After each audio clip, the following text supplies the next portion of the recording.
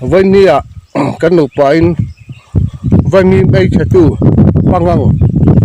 sáp trong in far army wa man tí mà đi tiếng chu cắn lâu mi cắn với mi bay chả tu te cắn vải à thì chuan với nia hiền khi mua chuột thar pakhat cắn này về ắt ta cắn tuần ngay tại sài đó nè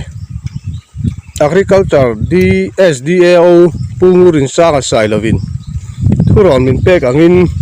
ni jan han sabon sen Bangladesh sabon kan tia kha tuya 2 liter som pania tlang khat kan chi arala aral chi ala watuk in khowar nu in ti han kan han chok noya chumi tui chu kengin voine hian kan lowa pangang kha kan han beita atuya chu hemi botola hian ti hian kan thula achi pi mun hia ka ver popa chuan ti hian kan han kap ta sar sar maya englawa hian chikli nga velen yang chu kan han chiktira chuan akara huan pangang alo ngei maya ti hian pangang chu minute linga hnuwa chuan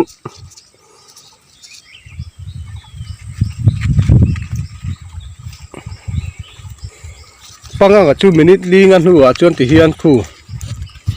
kan mu in karinga kulai kar mi khunia juk mu harwi vem ka khalawa in hu chiang khei khalo ngei theya ke chong ka juk mu chiang viawa kan la chhuwa kanga minute ni khat leka hei cha mang zalin fam dai riala chang der maya ama khop mai sabon sen tui mai khan kan ka pa heng ho hi vai mi ei chetu panganga chu ni ta hemi alien dek bera hi minute sari vel ralta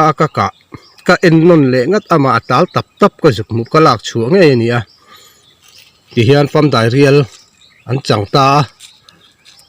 he far army um be nan hian sabon sen tui achia ral tuya kha anna abe na lai ji ka han kan han ka pa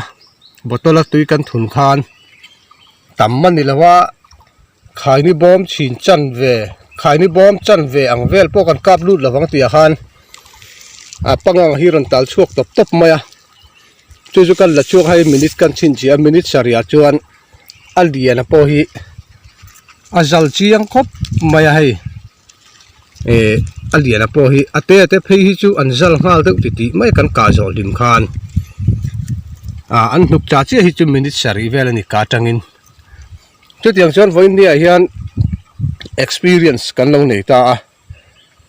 hei aman tlak zel empty lo danga te aman tlak vek empty ro chu kan hre mi alowa kan lo ta na hi chuan sabon sen tuya chiaral ngei mai hi kha atui a han ka nge kha alo tha khop maya side effect a omin kan ring lawa heng tur ang chi side effect om thei ang chi sprayer le eng motivela mai kut in tuam ber bur tu ka ai chuan ti hian botolin kan kenga sabon te chu kutsil nana kan man in bol nan po kan man deuh maya kha ani maya a that lo na em kan hrelawa voine a hian keini chuna tak nge hin kan han huta kan agriculture SDAO pungurin sanga chunga po lom thu kan soyani ti hi zoram mi puisi ta po hian puan dar dan om se thaleng ka ria chung ta chu voine hian kan share du chu ani lang hing lo sai lo share te kan ni a kan lo le ngaram hi vai sam mual ania kan vai mim ei tu te voine hian leng takin kan suat don ani